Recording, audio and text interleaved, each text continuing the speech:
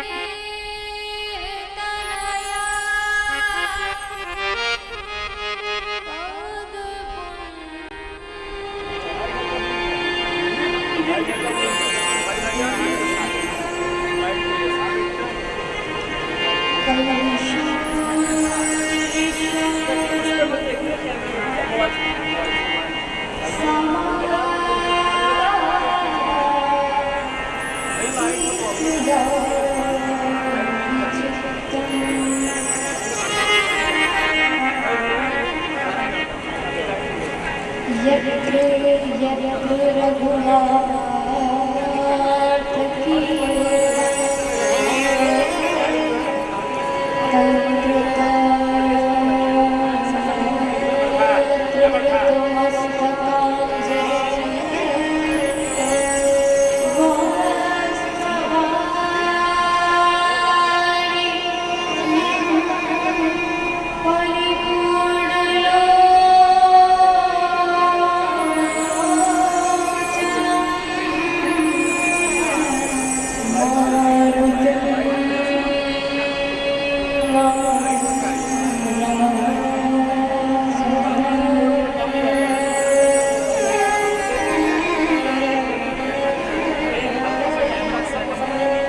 तत्र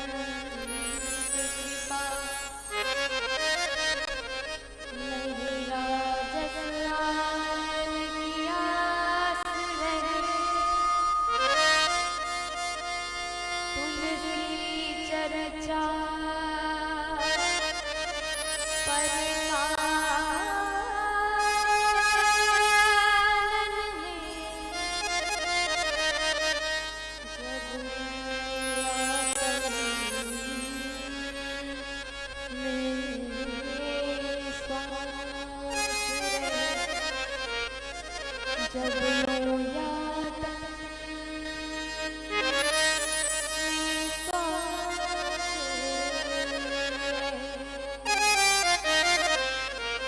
बोले श्याम रामचंद्र की भूत बाबा भगवान भोलेनाथ मैया पार्वती हनुमान जी महाराज की हनुमान जी महाराज के चरण में कोटि कोटि वंदन प्रणाम। श्री राघवेंद्र सरकार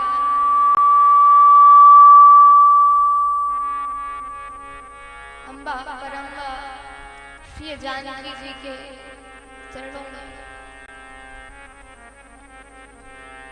तथा श्री गुरुदेव जी महाराज के चरणों में कोटि कोटि वंदन प्रणाम। यहाँ उपस्थित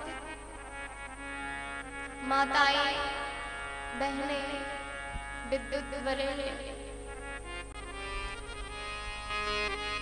बाला मंडली,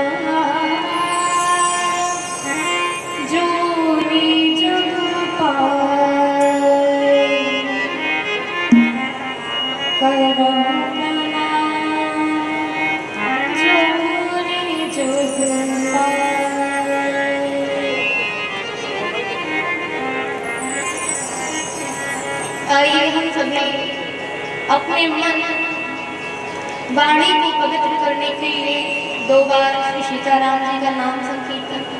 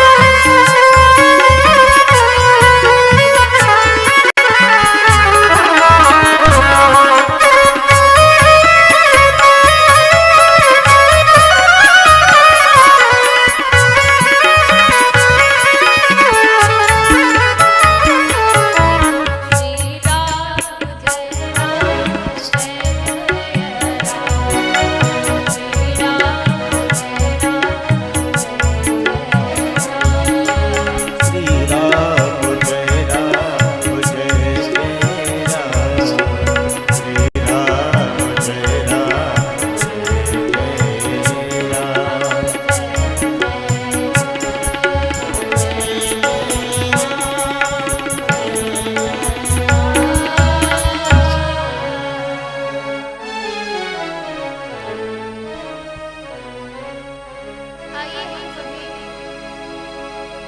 भगवान से प्रार्थना करते हैं। सर्वे भवन्तु सुखिनः, सर्वे सन्तु निरामयाः, सर्वे भद्राणि पश्यन्तु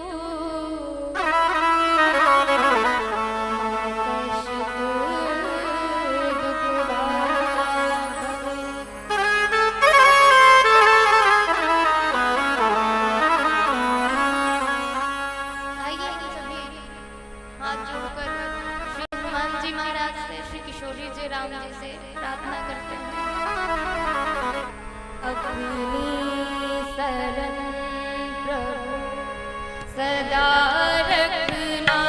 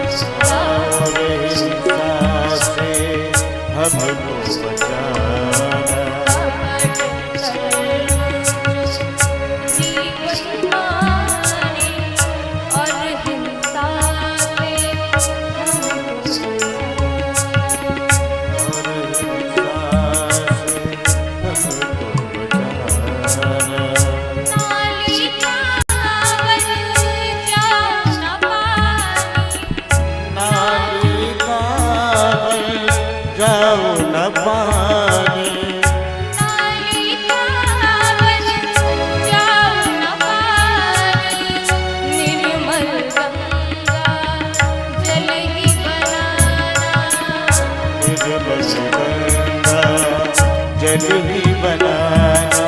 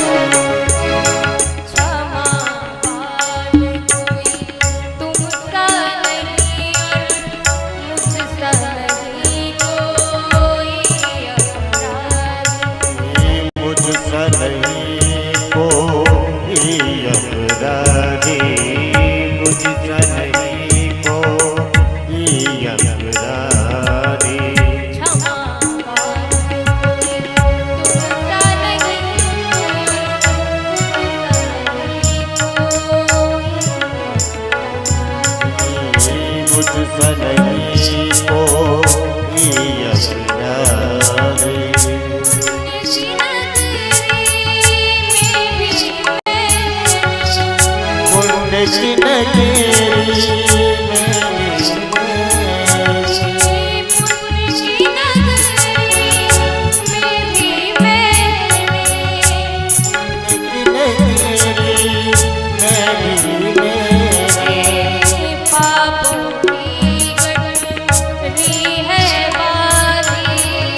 पापों की कटरी है बांधी।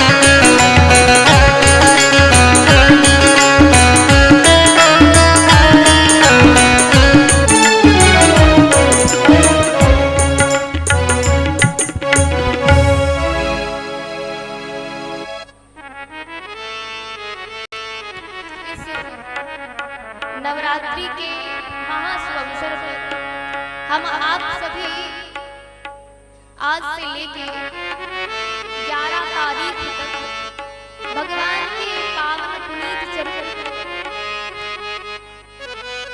गाएंगे, श्रवण करेंगे। ये निसंदेह है कि आप सभी भगवान के अतिशय पात्र हैं, कृपा के पात्र हैं, क्योंकि गोस्वामी तुलसीदास जी कहते हैं अति हरि कृपा जाहि पर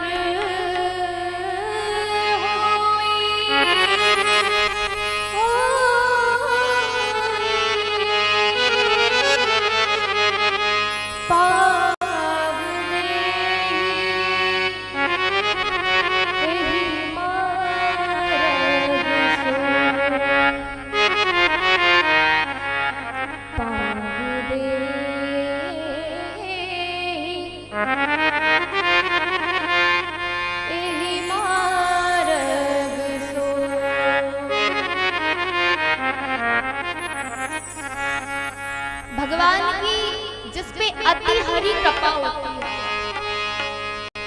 अतिशय कृपा होती है, वही इस सत्संग में बैठ पाता है, सुन पाता है।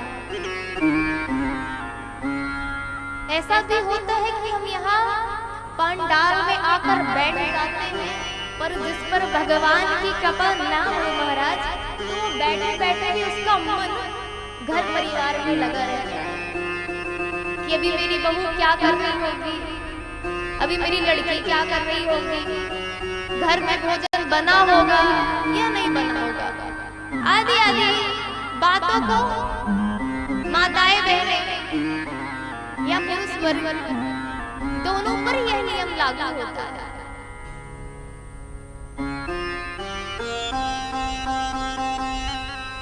पर आशा करते हैं कि भगवान आप पर कृपा करें, और मेरा तो यही मानना है कि आप लोगों पर भगवान की अतिशय कृपा है, क्योंकि जिसे जनता सुनती है, क्योंकि जिसे जनता चुनती है, वह जाकर संसद भवन में बैठता है, परंतु जिसको भगवान चुनता है, वह जाकर भगवान के कथा पांडाल में हरि के चरित्रों को सुनने के लिए बैठता है। इसलिए अति हरि कृपा है। तो आइए आज से लेकर 9 दिवसीय कथा, ये राम कथा क्या है, इस धर्म ग्रंथ में गोस्वामी तुलसीदास जी महाराज ने किसका वर्णन किया है और क्यों किया है, और इसे सुना क्यों जाता है, सुनाया क्यों जाता है। आज हम इसका महात्म्य सुनेंगे।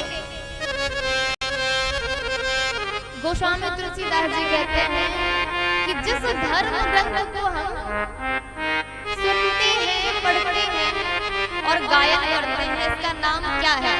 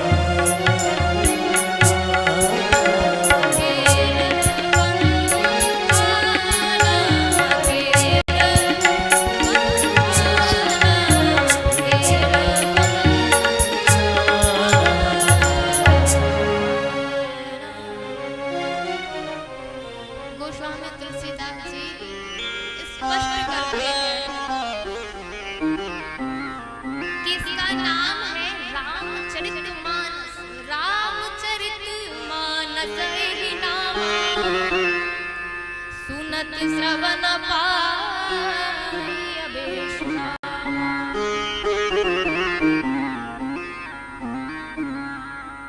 गोस्वामी तुलसीदास जी महाराज ने बड़ी सुंदर बात लिखी।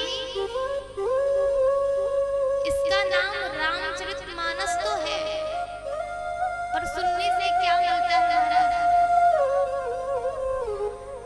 सुनने से सुनत श्रवण पाए विश्राम।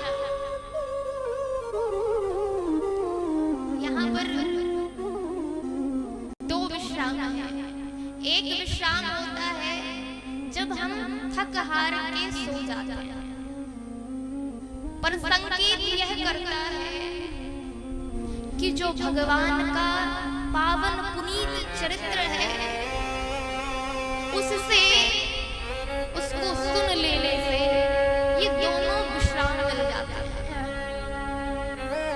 कैसे? कथा जब हम करते हैं, बढ़िया एसी कूलर पंखा लगा रहता है महाराज, तो कुछ लोग तो आते हैं और बढ़िया घर्राटे मार के पीछे कोई देखे ना सो जाता है। तो एक दिन हमसे मिलने के लिए एक व्यक्ति आया, तो हमने पूछा भैया आप ये बताइए क्या आप इतने व्यस्त रहते हैं, आपको सोने को मिलता नहीं है या फिर कोई ऐसी बात है? तो वो हंसते हुए बोले, देवी जी आपने बहुत अच्छा प्रश्न किया। हम बोले कैसा प्रश्न किया भैया? तो उन्होंने कहा कि देवी जी हम एसी कूलर पंखा सब में सोते हैं, डल्लब के गद्दों में सोते हैं, एसी में सोते हैं, परंतु हमको नींद नहीं आती, विश्राम नहीं मिलता, क्योंकि ये जो मन है,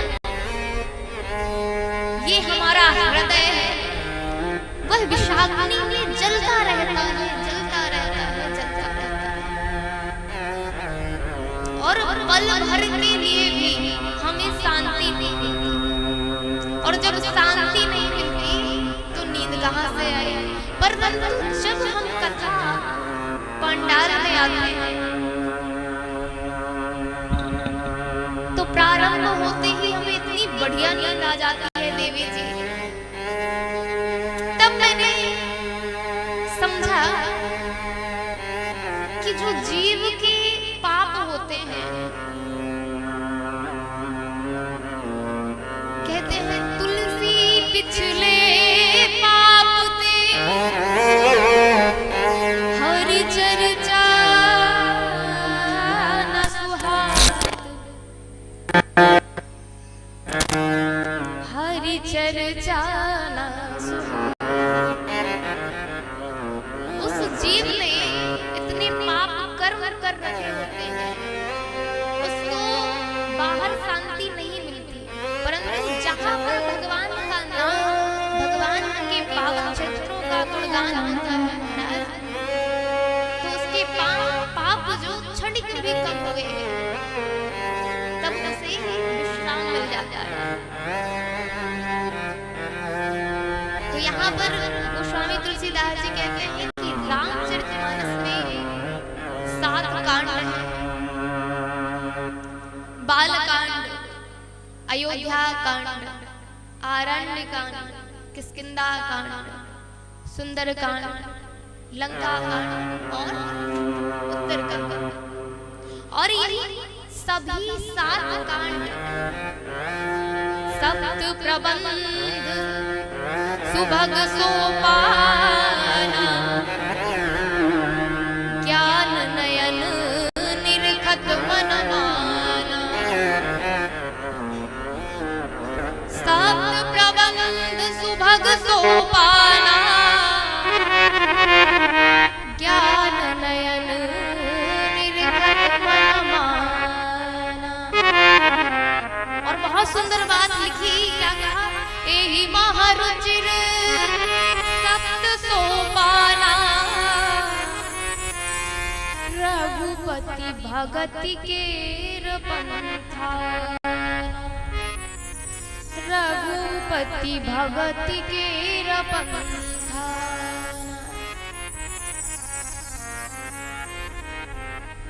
इसमें गोस्वामी तुलसीदास जी वर्णित करते हैं, लिखते हैं कि इस महाकाव्य को सुन लेने मात्र से विश्राम तो मिलता ही मिलता है, परंतु इस चरित्र को हम इस चरित्र के अनुगामी बन जाएं तो हमारा जीवन भी भगवान मार्ग में लग जाए। भगवान के चरणों में अनुराग करा देने वाला है ये श्री रामचरितमानस। रघुपति भगत के पंथाना। हम स्कूल जाते हैं तो रास्ते से जाते हैं। पंथ मतलब होता है मार्ग, पंथ मतलब होता है रास्ता। तो गोस्वामी तुलसीदास जी कहते हैं कि अगर भगवान की प्राप्ति करना है, भगवान के चरण कमलों में प्रेम करना है, तो क्या करना चाहिए? श्री रामचरितमानस को सुनो, श्रवण करो और उसके अनुगामी बनो, उसे अपने चरित्र में उतारो। तब हम भगवान के चरण कमलों में हमारी प्रीति हो पाएगी। इस रामचरितमानस में 4 घाट है। सुठी सुंदर संवाद वर बिरजे बुद्धि विचारी तेहि पावन सुभग सरस घाट मनोहर चारि तेहि सुंदर सुभग सरस घाट मनोहर चारि। रामचरितमानस में भी घाट है। पहला घाट है शरणागति घाट, जहां पर गोस्वामी तुलसीदास जी महाराज 80 घाट पर बैठकर मैया गंगा को रामचरितमानस का श्रवण कराते हैं। इसका नाम है शरणागति घाट। दूसरे घाट का नाम है जहां पर याज्ञवल्क्य जी महाराज, यह कथा चल कहां रही है? प्रयागराज में। प्रयागराज में बाबा याज्ञवल्क्य जी महाराज यह श्री रामचरितमानस का श्रवण पान श्री भरद्वाज जी को करा रहे हैं। इस घाट का नाम है कर्मकांड घाट। और जहां पर नित्य निरंतर कथा चलती रहती है, कभी विराम नहीं होती, वह तीसरा घाट है कैलाश पर्वत, जहां पर भगवान भूत भावन मां पार्वती को श्री रामचरित्र की सुयस कथा सुनाते हैं। इसका नाम है ज्ञान घाट। और चौथा घाट है नीलगिरी पर्वत, जहां पर श्री गरुड़ जी महाराज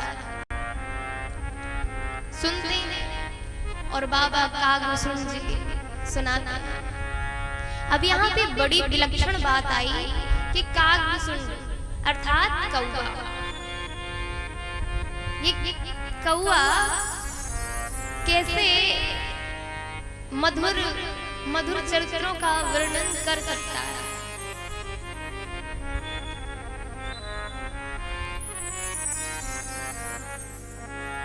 तो यहाँ पे गोस्वामी तुलसीदास जी कहते हैं इसमें आश्चर्यजनक कोई बात नहीं है। क्यों? मजन फला पे खियत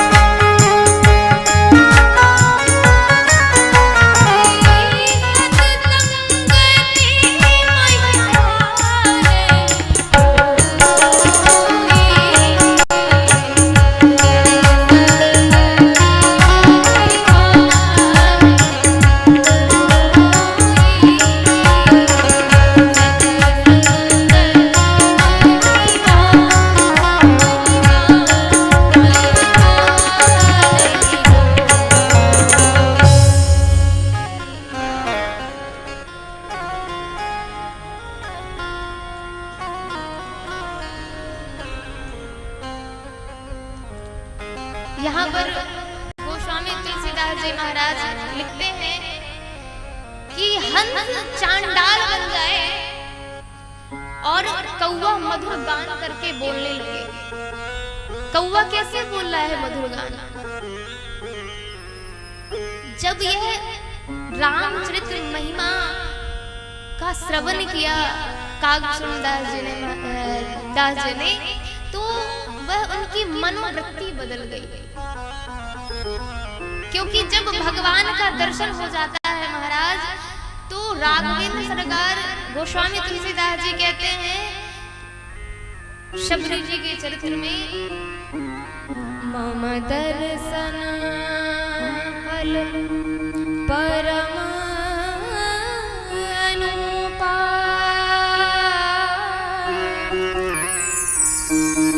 जीव पाव निज सहज स्वरूपा,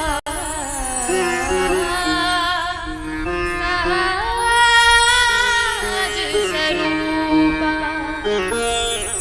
भगवान का दर्शन मात्र कर लेने से जीव का जो स्वरूप है वह अपने स्वरूप में आ जाता है, अपने स्वरूप को जान जाता है। और सत्संगति की क्या महिमा है? 4 वेद हैं, 6 शास्त्र हैं, 14 पुराण हैं, 108 उपनिषद, जिससे हमें 11 प्राप्त हुई है। इन सब का निचोड़ क्या है? श्री रामचरित मानस। इन सब का निचोड़ गोस्वामी तुलसीदास जी महाराज ने इस रामचरितमानस में वर्णित किया है। जो मन की दशा होती है, जो हृदय की दशा होती है महाराज, वह 2 कारणों से, इसमें 2 समस्याएं होती है। हमारा जो मन है वह विषाग्नि में जलता रहता है, क्योंकि हम जान लेते हैं कि संसार ही सब कुछ है। और जब हम ये जान लेते हैं कि संसार ही सब कुछ है तो उसमें हम दुखी रहते हैं, कष्ट पाते हैं। और जब कष्ट पाते हैं तब याद करते हैं भगवान को। इसी बात से मुझे एक दृष्टांत याद आया कि एक व्यक्ति टेरेस पे, छत पे चढ़ा हुआ था, उतर के नीचे आया और कुछ कार्य करने लगा। किसी व्यक्ति ने छत पर से सिक्के फेंके और जब सिक्के फेंके तो उस व्यक्ति ने ना ऊपर देखा, ना इधर देखा, ना अगल देखा, ना बगल देखा।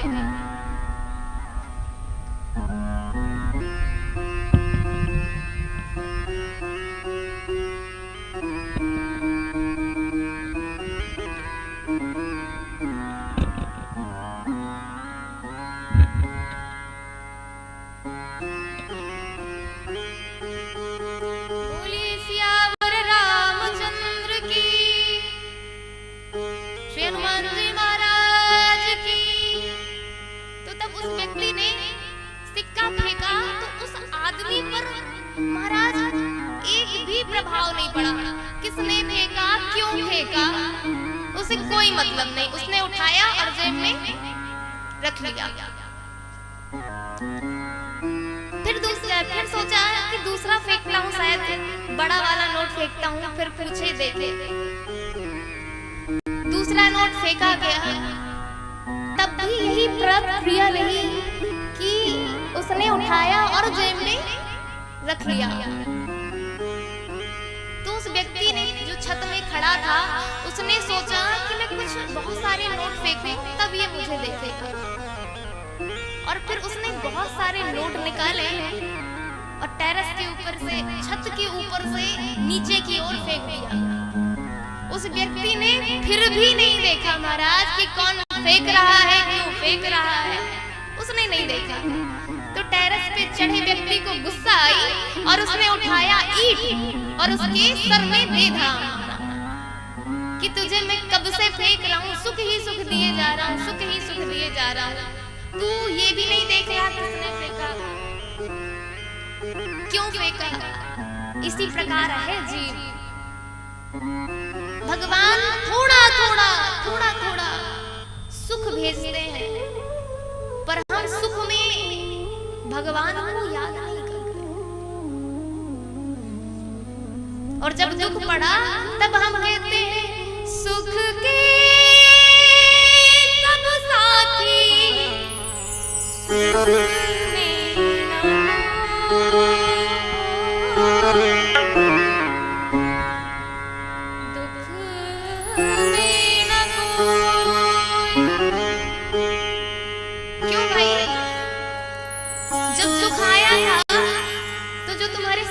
खड़ा हुआ था, क्या उस सुख में तुमने उसको पूछा था?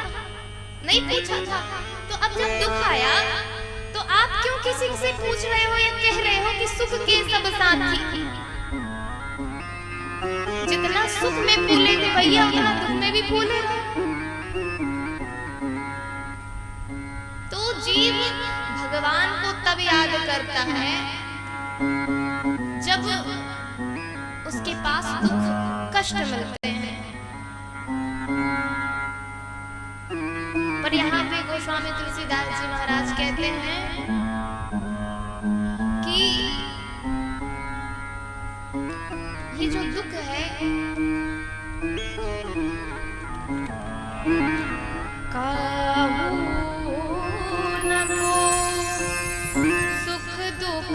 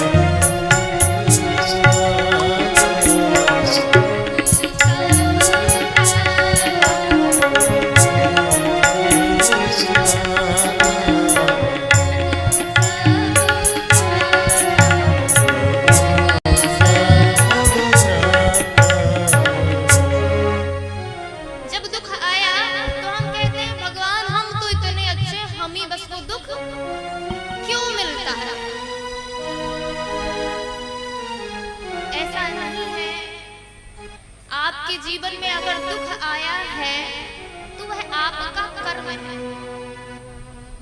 ये किसी का कर्म नहीं है। भगवान को आपके पाप और आपके पुण्य से कोई मतलब नहीं है। एक व्यक्ति ने पूछा कि बड़े भगवान बने रहते हो, आप भगवान की सत्ता को प्राप्त करके बैठे हैं, तो ये बताइए क्यों बैठे हैं? जब आपको पाप से मतलब नहीं है, पुण्य से मतलब नहीं है, तो आप भगवान की सत्ता को लिए क्यों बैठे महाराज?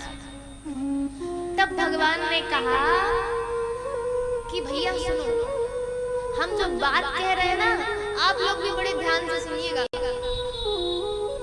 भगवान ने कहा कि हमको पाप से पुण्य से इसलिए लेना देना नहीं है, क्योंकि जब व्यक्ति पाप करता है तो मुझे याद नहीं करता, और पुण्य करता है तो भी मुझे याद नहीं करता। उसका व्यापार बढ़े तो उस व्यक्ति को भगवान से कोई मतलब नहीं, और उसका व्यापार ना बढ़े तो तो भगवान को भले बोल दे कि महाराज मेरा भगवान ने पता नहीं कितना बिगाड़ा है मैंने भगवान का कि मुझे दुख देते हैं, मुझे दुख देते हैं। पर भागवत जी में बड़ी सुंदर बात लिखी है, जब भगवान कृष्ण से माँ कुंती ने एक वरदान मांगा महाराज, कहा कि बुआ वरदान मांगो, वरदान मांगिए। और माँ कुंती रुदन करने लगी, कहती है प्रभु मैं आपसे क्या वरदान मांगूं। और वरदान में कुंती मैया कहती है कि प्रभु मेरे जीवन में इतने दुख ही दुख हो, दुख ही दुख मिले, मुझे यही वरदान चाहिए। भगवान की आंखों में ये बात सुनकर आंसू आ गए। बोले बुआ होश हवास में तो हो, ये क्या मांग रही हो? कोई विपत्ति मांगता है? अपने सारे जीवन भर तो आपने दुख ही दुख पाया। आपके पुत्रों को दुर्योधन ने लाक्षा भवन में जलाने की कोशिश की, कितने कितने दुख नहीं सहे हुआ आपने, और आप क्या मांग रही है? दुख फिर से दुख क्यों हुआ? तो माँ कुंती ने कहा कि हे प्रभु जब सुख आया, आज मेरे पुत्र युद्ध जीत गए, तो आप हम सबको छोड़कर जा रहे हैं। और जब दुख था तब आप हमारे पास, तो प्रभु हमको ऐसा सुख नहीं चाहिए। ऐसे सुख का क्या मतलब प्रभु कि आप ही हमारे पास न रहो। तो प्रभु हमें तो दुख ही चाहिए, क्योंकि विपदो नैव विपदा संपदो नैव संपदा विपद विस्मरणं विष्णु स्मृति संपदा। प्रभु हमको ऐसा कोई वरदान नहीं चाहिए कि हमको सुख की प्राप्ति है, सुख चाहिए, सुख ना कोई सुख की चाह है, हमको तो दुख ही दुख चाहिए। इसलिए जीवन में दुख आए तो सोच लेना चाहिए कि भगवान कुछ अच्छा सोचने के लिए ही हमको दुख मिला है, भगवान हमारा कुछ अच्छा ही सोच रहे हैं। इसलिए कभी ये नहीं कहना चाहिए कि भगवान मैंने भगवान का क्या बिगाड़ा है कि भगवान मुझे दुख ही दुख दे रहा है। ये कभी भगवान को गलत मैसेज, ये जब हम बात करते हैं तो हम तो गलत बात करते ही हैं, और हमारे माध्यम से सुन रहे व्यक्ति उसके मन में भी भगवान के प्रति भाव उत्पन्न होता है। तो भैया आप तो गड्ढे में कूद भी रहे हो, और आप तो कूद ही रहे हो दूसरे को भी उसमें कि आ भाई तू भी कूद, तो तू तो गिरेगा ही, दूसरे को भी गिराएगा। तो भगवान के प्रति कभी बुरे वचन नहीं बोलने चाहिए। और समस्याएं जो मन की होती हैं वह दो प्रकार की होती है। कौन कौन सी? एक होती है आंतरिक समस्या और एक होती है बाह्य समस्या।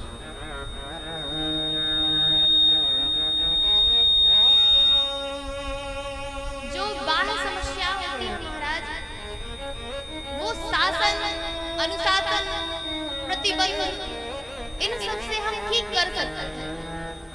परंतु जो आंतरिक समस्या होती है, जो आंतरिक समस्या होती है वह कैसे ठीक है? इसीलिए गोस्वामी तुलसीदास जी महाराज ने कहा कि रामचरितमानस यही नामा और सुनत श्रवण पाए विश्व।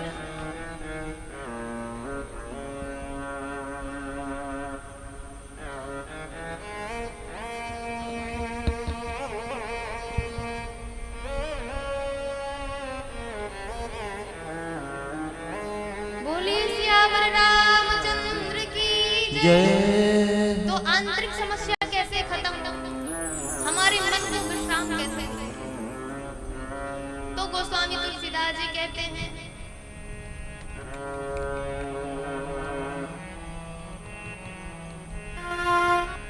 विमल कथा करे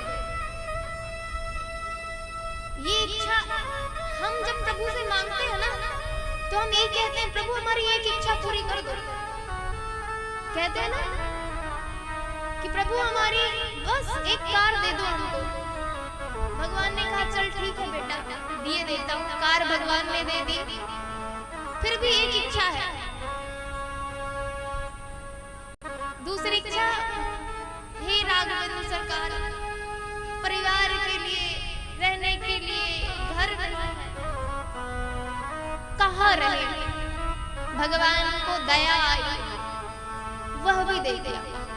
परंतु संकेतिक बात मेरा बताने का भाव यह है कि हम मांगते मांगते हमारा पूरा जीवन व्यतीत हो जाता है महाराज। पर वो एक इच्छा मांगते हम एक ही है, एक से दो कभी नहीं होता। बोलते ना प्रभु एक इच्छा पूरी कर दो, एक से कभी दो नहीं होता। अब वो एक इच्छा को पूरी करते करते करते करते भगवान पूरी जिंदगी व्यतीत कर देते हैं। फिर अंततः जब मृत्यु की बारी आती है ना,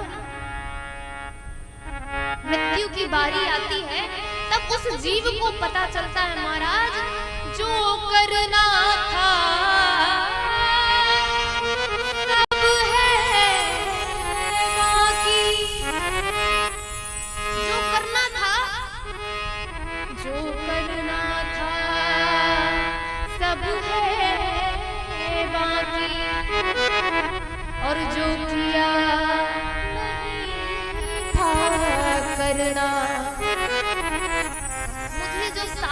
जीवन भर करना चाहिए था,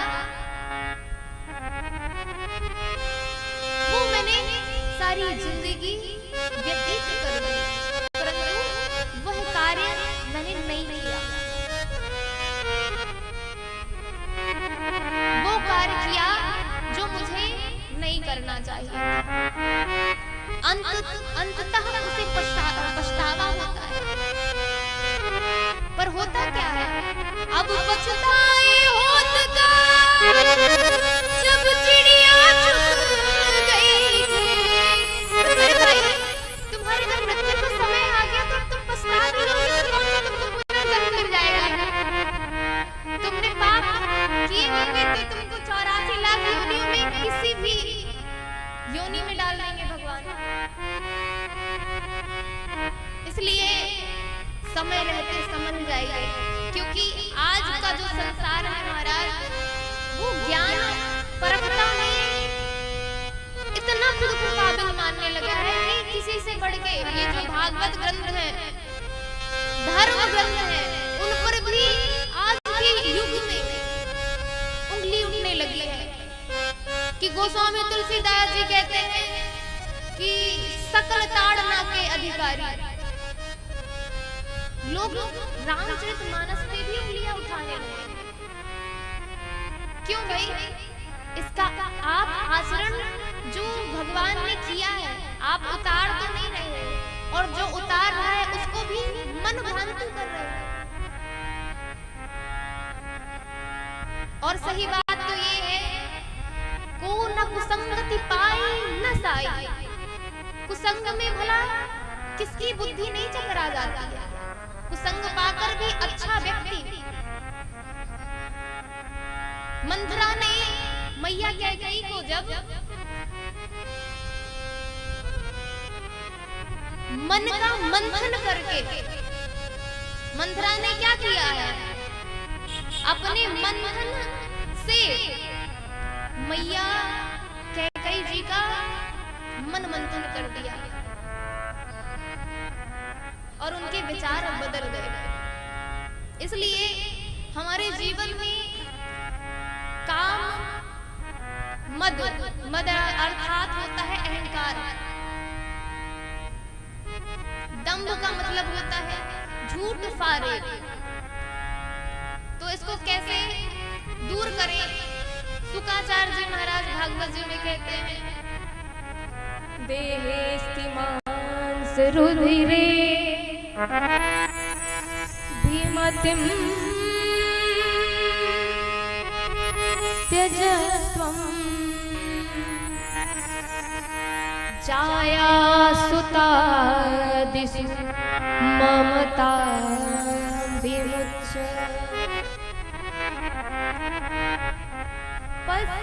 पश्यानिशं जगदिदं क्षणभङ्गुनिष्ठ वैराग्यराग रसिको भवभक्तिनिष्ठ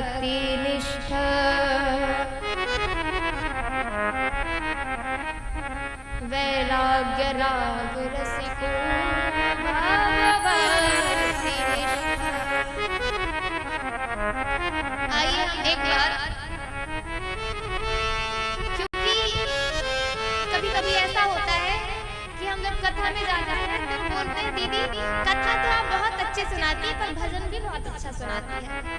तो कभी कभी भजन भी लोगों की नींद उड़ाने के लिए सुना दिया करिए। तो चलिए हम आपको मौका नहीं देंगे।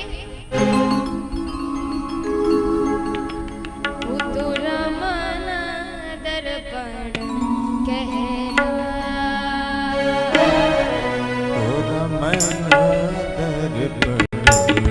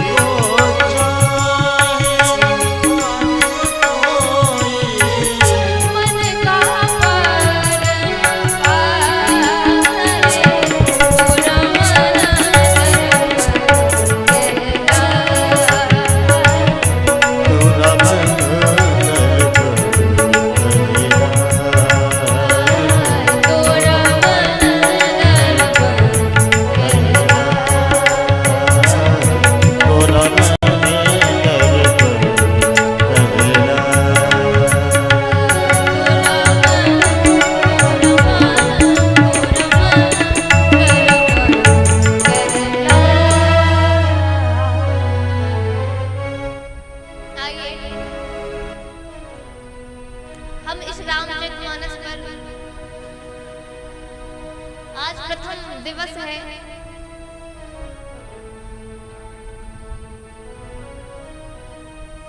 तो प्रवेश कर लें।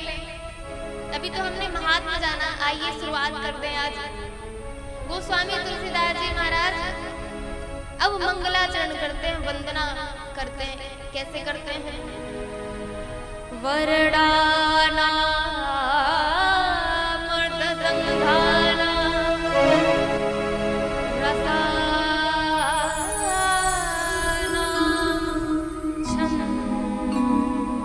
सामपि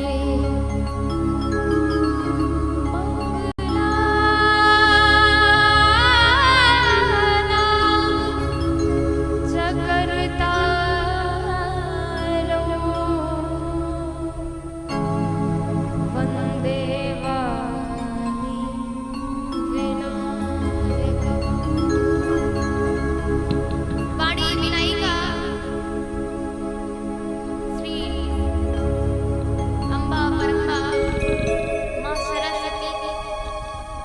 गोस्वामी तुलसीदास जी महाराज वंदन प्रणाम करते हैं। विघ्न हरता कार्य की जो सिद्धि प्राप्त कराते हैं भगवान गणेश की, उनकी वंदना करते हैं। दूसरे श्लोक में कहते हैं भवानी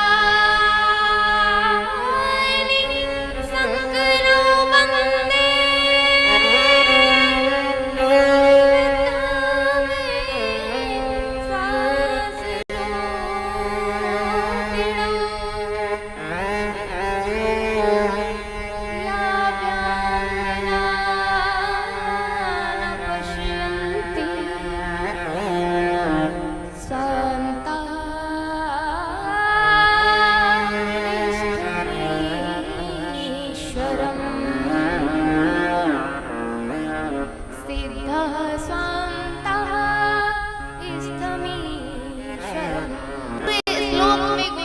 तुलसीदास जी वंदना करते हैं, कहते हैं भवानी शंकर वंदे, श्रद्धा और विश्वास के स्वरूप माँ गौरी श्रद्धा है और विश्वास है। भगवान भूतवाहन, भगवान शंकर विश्वास है। तो भक्ति में प्रवेश तब तक नहीं कर सकते चाहे वो कितने भी बड़े संत महात्मा हों। तो यहाँ पर गोस्वामी जी संकेत भी कर रहे हैं कि हमारे जीवन में भक्ति तभी आएगी जब हम श्रद्धा विश्वास के स्वरूप इनको धारण करके हम वंदना करते हैं। और वंदना ऐसे ही गोस्वामी तुलसीदास जी महाराज ने की है। तीसरे श्लोक में गोस्वामी तुलसी बाबा लिखते हैं वंदे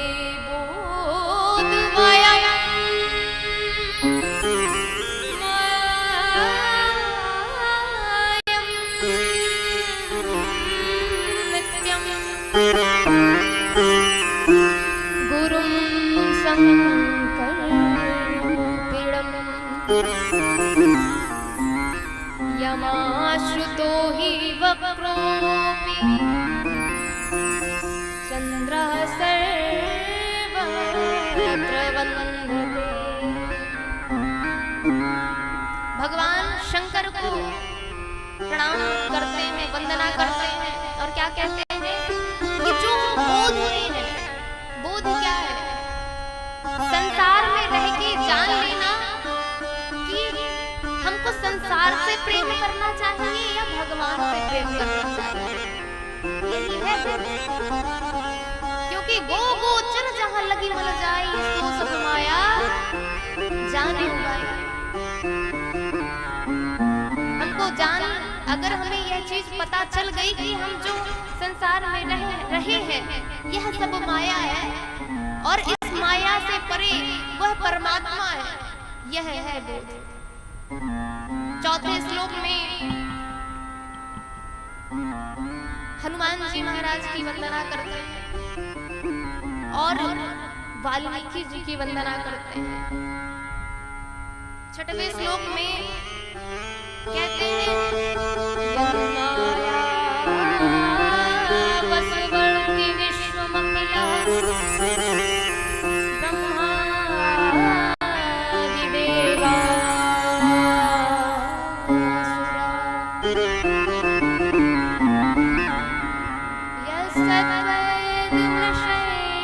भाति सकलं रज्जो यथा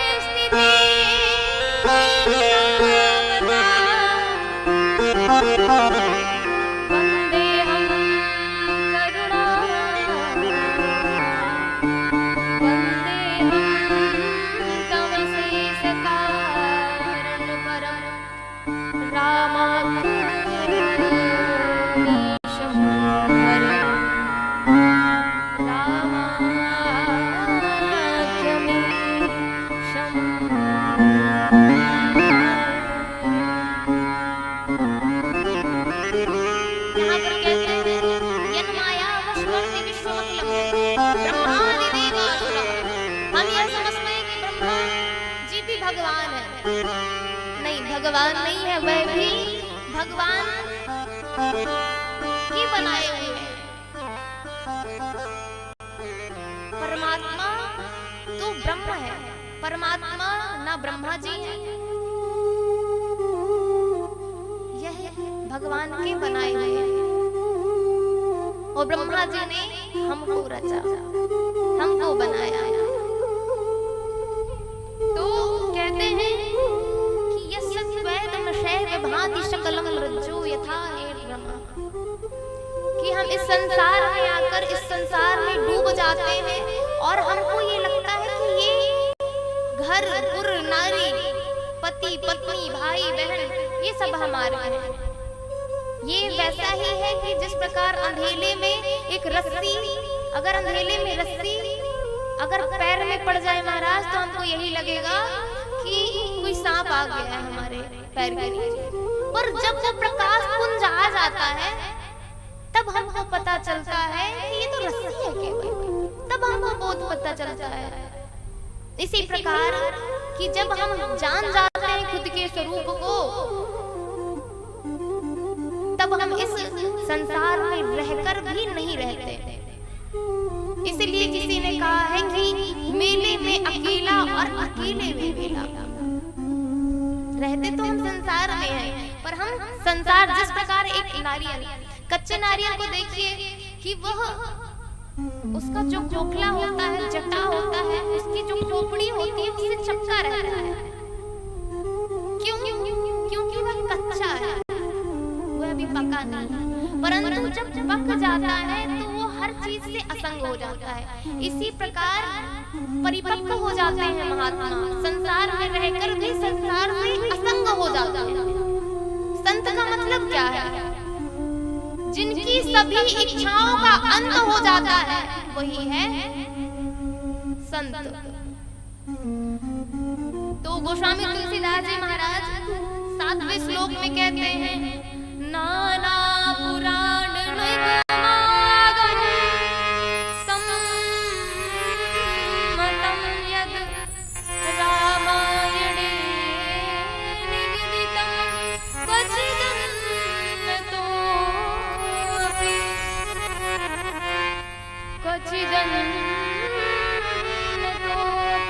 स्वान्तः सुखाय तुलसी रघुनाथ गाथा भासा निबंध मति मंजुल मातनोति। गोस्वामी तुलसीदास जी ने ये स्वा का मतलब निकाला है। स्वा का मतलब होता है, एक अर्थ होता है आत्मा, दूसरा अर्थ होता है आत्मीय, और तीसरा स्वा का अर्थ होता है सेवक, और चौथे स्वा का अर्थ होता है जाति। तो गोस्वामी तुलसीदास जी संकेत करते हैं कि मैंने रामचरितमानस स्वांता सुखाया है की आत्मा को सुनाने के लिए लिखा, क्योंकि आत्मा में परमात्मा विराजमान है। इसलिए मैंने किसी जाति विशेष के लिए नहीं लिखा। अपने से कोई छोटा होता है, सेवक हो जाता है, तो भैया हम इसको अनादर करने लगते हैं। तो मैंने अपने से छोटों के लिए भी लिखा है। और ऐसा भी नहीं है कि कोई जाति विशेष के लिए, सबके लिए लिखा है। तो इस प्रकार वंदना करते हैं। आइए, हमारे पास उतना समय तो है नहीं कि हम पूरा क्रम ले सके, पर कुछ चर्चा में ही विराम कर देंगे। तो आइए भजन हो जाए।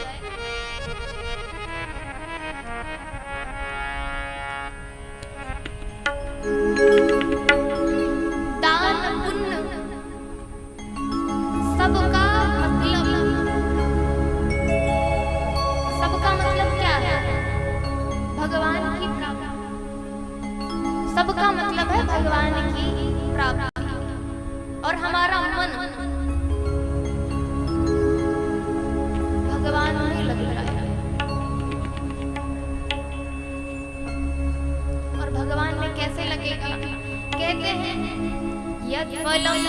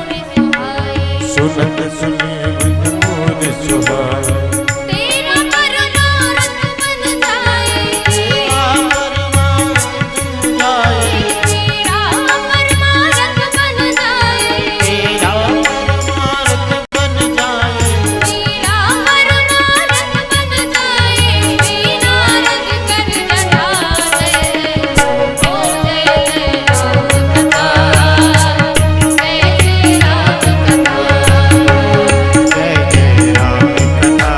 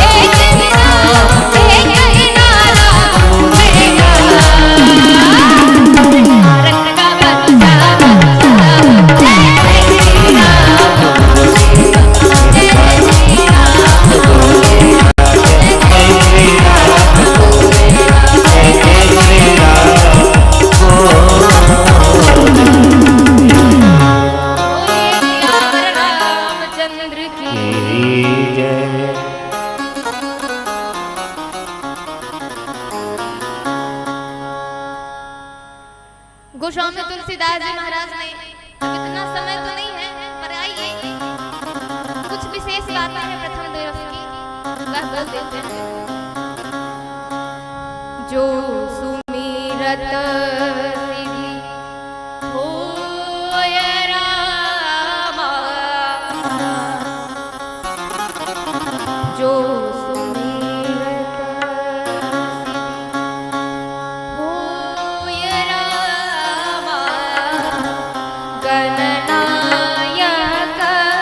करि परबदना।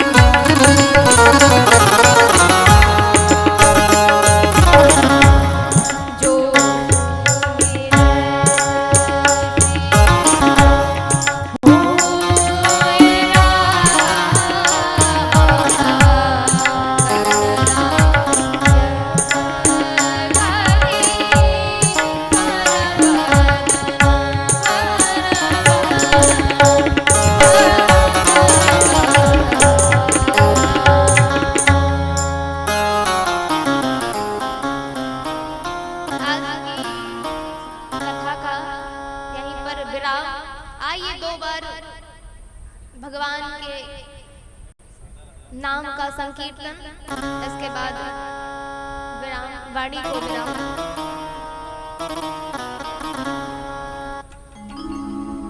श्री राम जय राम, जय जय राम, जय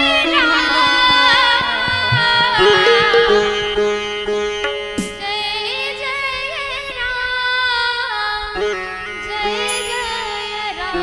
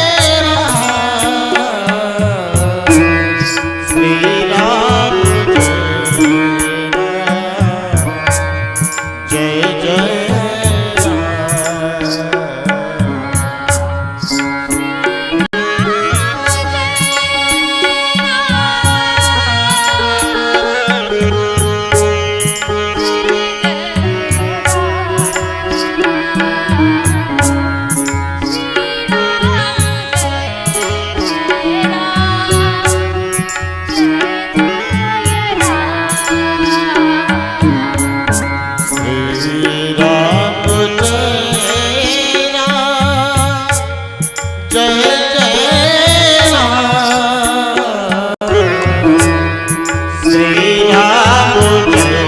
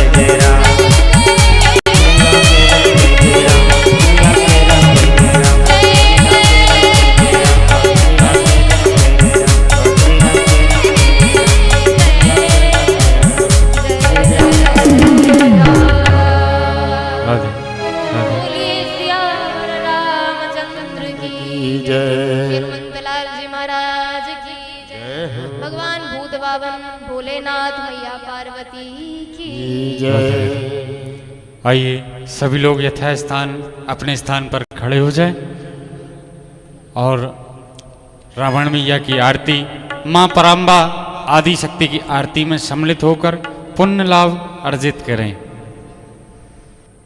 पंडित जी आरती।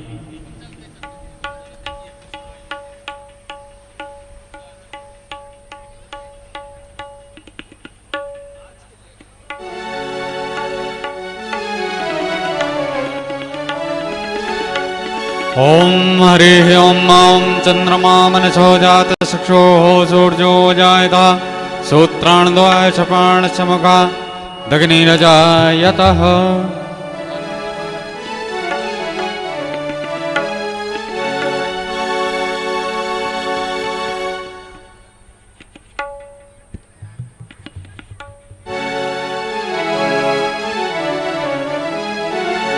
बोलो रामायण मैया की जय, हनुमंत लाल महाराज की जय।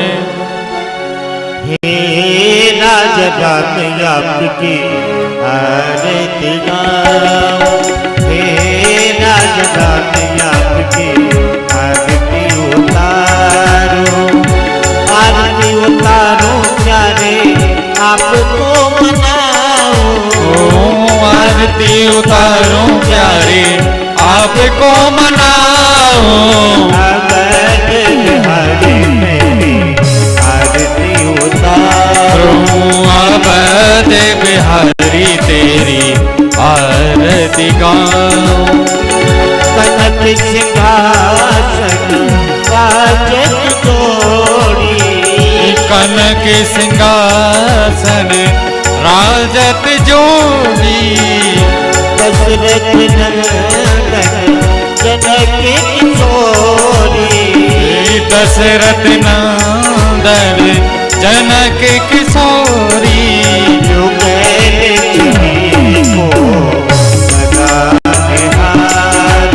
युगल छवि को सदा निहारो, हे राजराम आपकी आरती उतारो, हे राजा राम तेरी आरती उतारो। पानी पाके शोभित जग जननी, वाम बाग सो हत जग जननी, चरण विराजन है सुत अंजनी, चरण विराजत है सुत अंजनी, उन्हें चरणों को सदा बखारो, उन चरणों को सदा बखारो।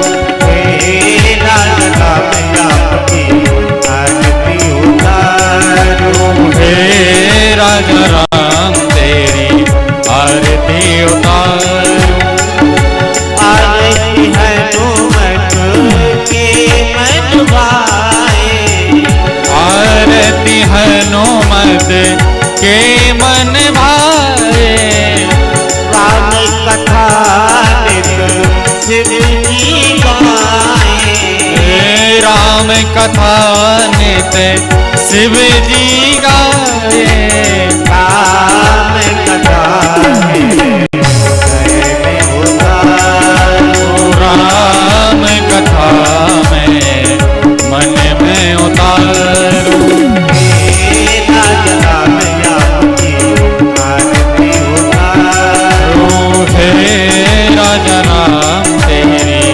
आरती उतारो। चरणों से निकली गंगा प्यारी, चरणों से निकली है गंगा प्यारी, वंदन करे दुनिया सारी, कल कल करती दुनिया तारी, उन